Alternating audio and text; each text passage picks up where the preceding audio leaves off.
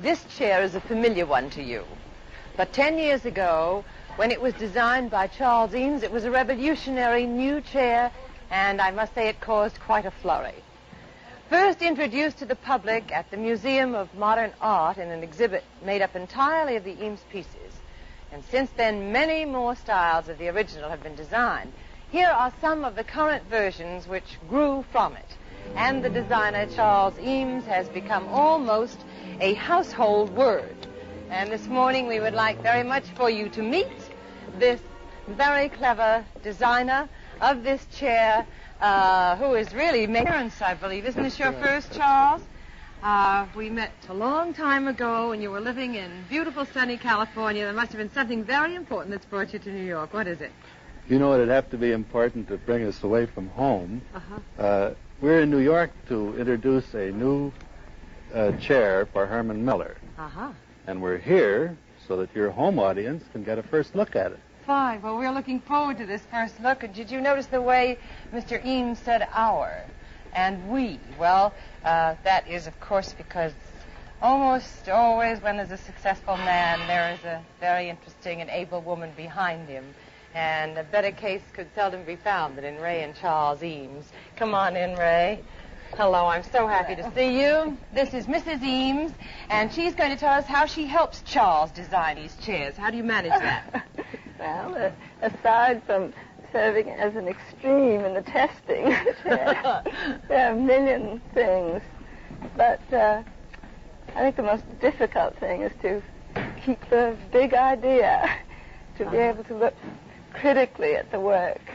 But actually this applies to everyone in the office, including Charles. Yes, well, I think it's the best, it's almost the best thing to have in a working family is a critical viewpoint of your husband's work so that he can improve along with it. Otherwise, he might be stagnant or stand still, which is certainly not the case with Eames. I wonder if you'd tell us some of the highlights of your careers in designing these chairs. How did you happen to get started with chairs?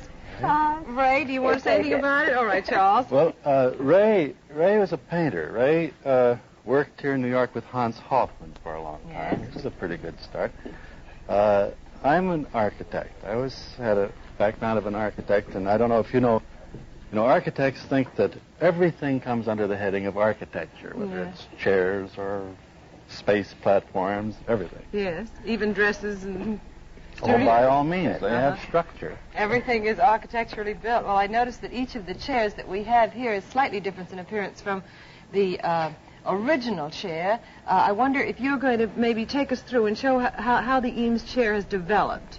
And Ray, shall we let Charles do it, or do you want to help with it? No, you see, as I told you, she is behind the man, but terribly important. Thank you, Ray. All right, Charles, let's start with the first one right here, shall we? I think this would be quite a chore. Actually, the molded plywood chairs are a result of a working with a mass production technique and, in a way, letting the mass production technique show through in the result. In the case of the plastic chairs, it's the object was to take a material which was a high-performance material developed during the war and try to make it available to householders at non-military prices. And and it's very practical, is it? Well, they made shock helmets out of it. That should be pretty good.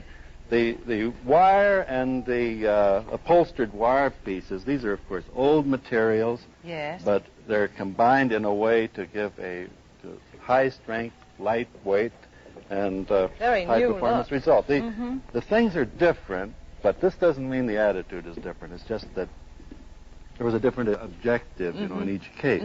I noticed that you have some of them that revolve here. Yes, these are pivot things. The swivel chairs, which are most attractive and most